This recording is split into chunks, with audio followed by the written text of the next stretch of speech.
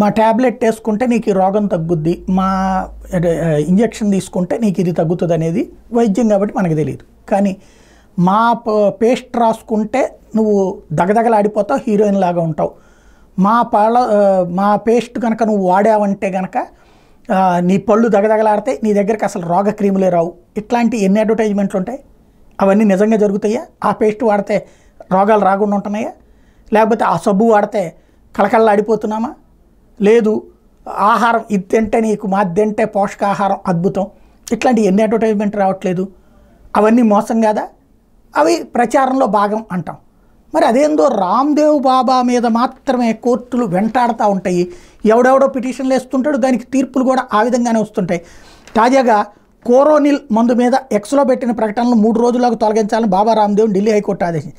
పతంజలి ఆయుర్వేద సంస్థ బాబా రామ్దేవ్, ఆచార్య బాలకృష్ణన్లు తమ కోరోనిల్ రోగనిరోధక శక్తిని పెంచుతుందంటూ లైసెన్స్ పొందారు.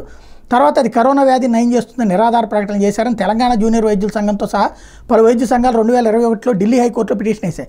దీని మీద 2021 అక్టోబర్ 20 రామ్దేవ్, పతంజలి, బాలకృష్ణన్లకి హైకోర్టు సమన్లు జారీ చేసింది.